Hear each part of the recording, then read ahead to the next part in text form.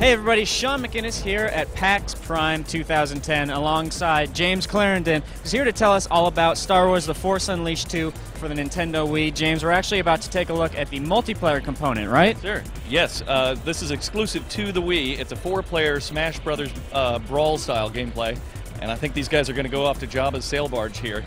It's crazy. It's a lot of fun. 8 different characters, 6 different environments. And here we go. They're setting up their match parameters, and here we go, off to Jabba's sail barge. So the first thing you'll notice when we get into the game here is that we've got a camera that'll zoom in and keep all the action on screen, keep all the characters framed properly. And all these characters play completely differently. Boba Fett is going to be flying with his jetpack, launching missiles and using his blasters. Mars Brood is going to be getting close, setting off a repulse and getting out of the way. And Darth Vader is going to be Darth Vader. Tell us how the idea for this originated.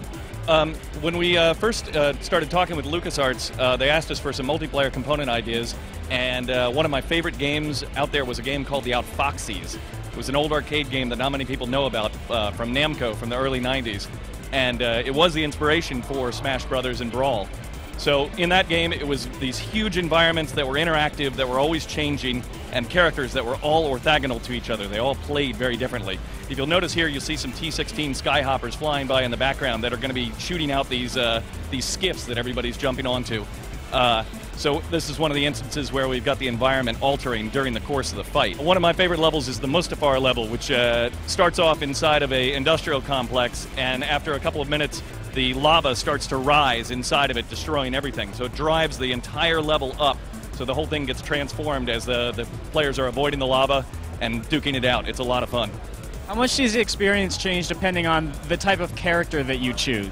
Like I said, all the characters are completely different from each other. They're rated for different abilities. You can see Boba Fett flying around. He's one of the few ones with solely ranged attacks, and he can fly his way out of here and even escape the Sarlacc pit. Darth Vader's slow. He's heavy. All these characters were based off of characters from some of my favorite fighting games. One of my favorite characters is Asajj Ventress, who has a Sith Confusion for her special ability. What that will do is anybody nearby, their controls will get all completely randomized, and it's perfect to take advantage of that. That came from SNK versus Capcom title. And we've got, Darth Vader's kind of the Zangief of the series, too.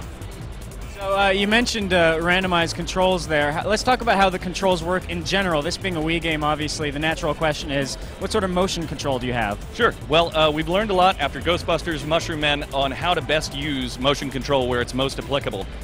In the multiplayer, you're only actually going to shake the nunchuck for your secondary ability. Everything else had to be fast and super responsive. In the single player, you use the motion control just where it's necessary.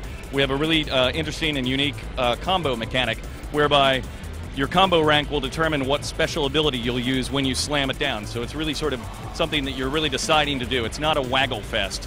One of the reasons we decided to go that route was just because of the sheer number of enemies and the speed of the combat that we wanted out of the game. All right, James. Well, I appreciate your time very much. One last question I've got for you is, when is The Force Unleashed 2 going to be out in stores? It's going to be October 26th. All right, thanks a lot, James. Yeah, thank you. There you guys have it. That's your look at The Force Unleashed 2 competitive multiplayer for the Wii here at PAX 2010.